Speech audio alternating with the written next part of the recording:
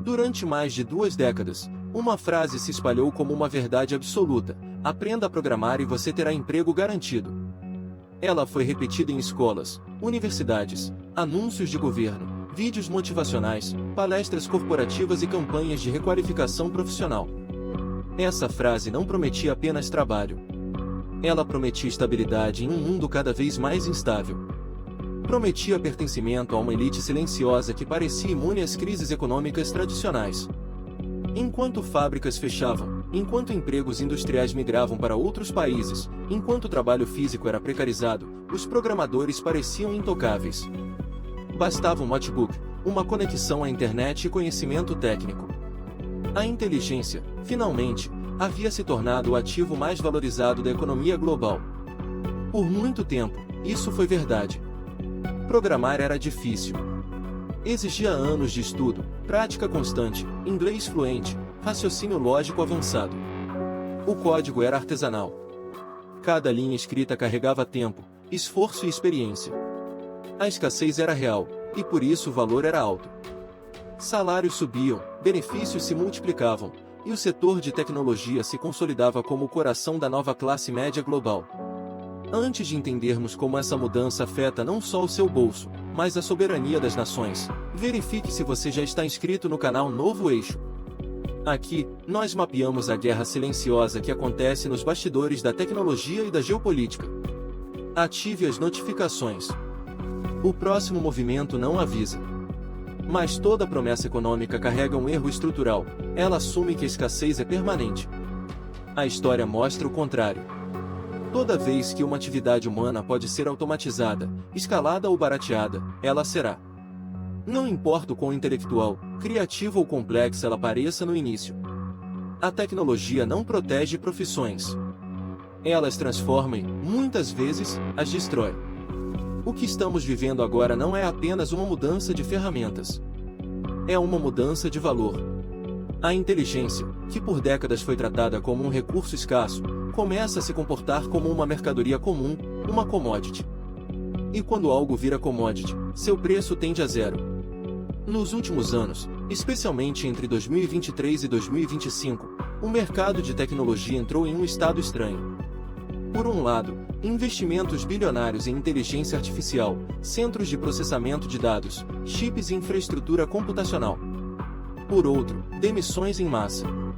Times inteiros dissolvidos. Profissionais experientes dispensados em nome de reestruturação, eficiência e realinhamento estratégico. A contradição é apenas aparente. As empresas não estão abandonando a tecnologia.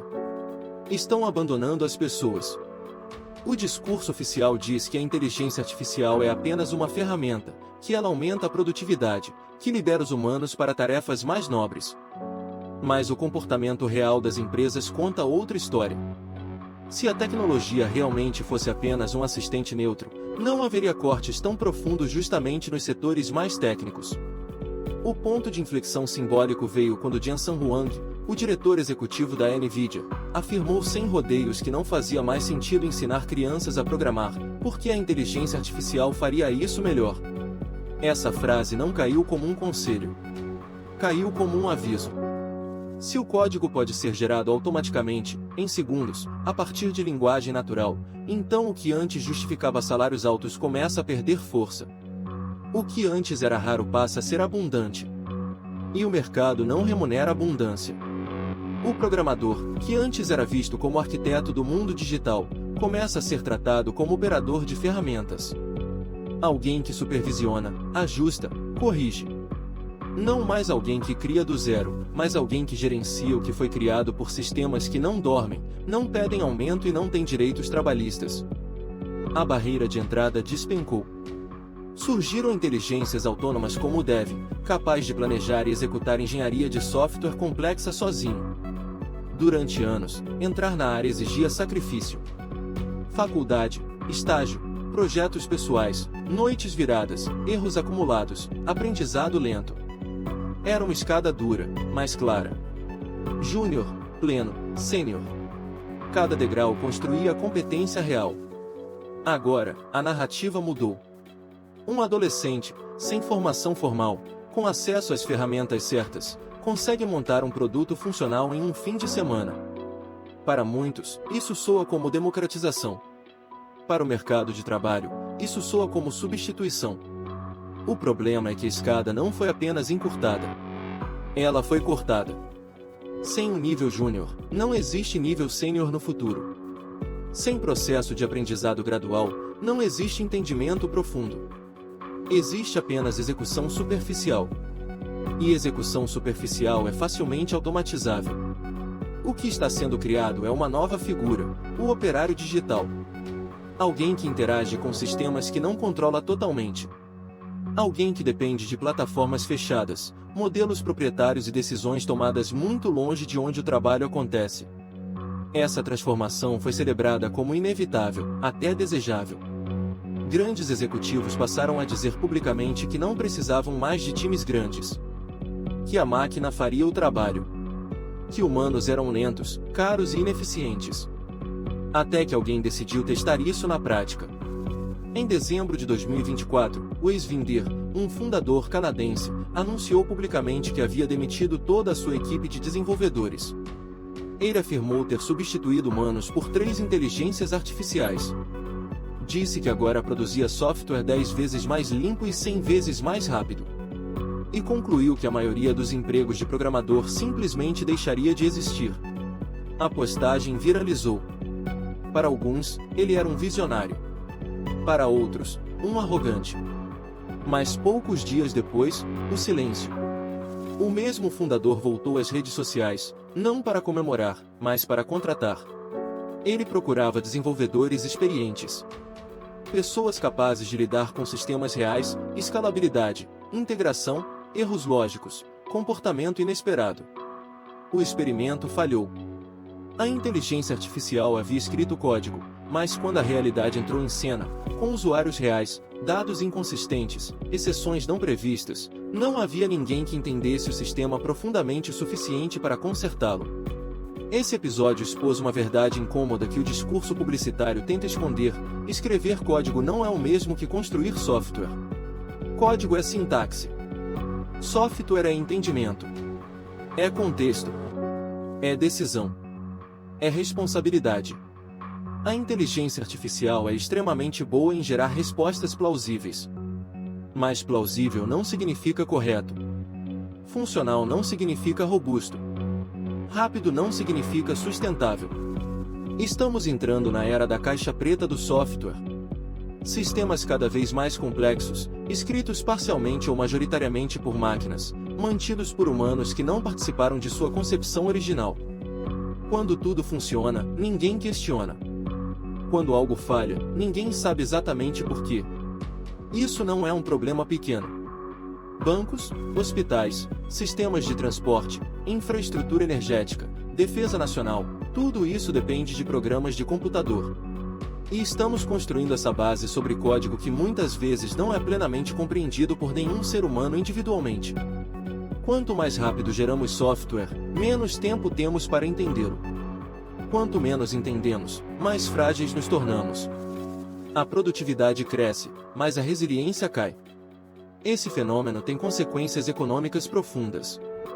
O mercado começa a diferenciar não entre quem sabe programar e quem não sabe, mas entre quem entende sistemas complexos e quem apenas opera ferramentas.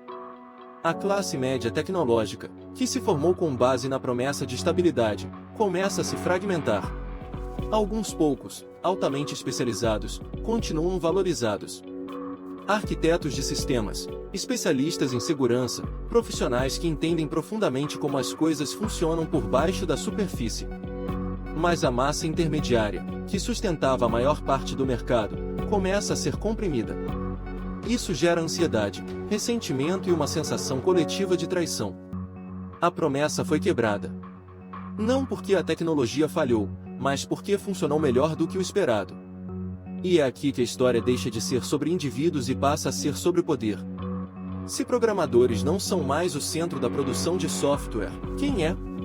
A resposta é simples: quem controla a inteligência artificial? Quem treina os modelos? Quem possui os dados? Quem detém a infraestrutura computacional? A fábrica de software do mundo está sendo centralizada. Não em países, mas em empresas. Poucos centros decisórios passam a controlar a capacidade produtiva intelectual de bilhões de pessoas. Isso altera a geopolítica da tecnologia.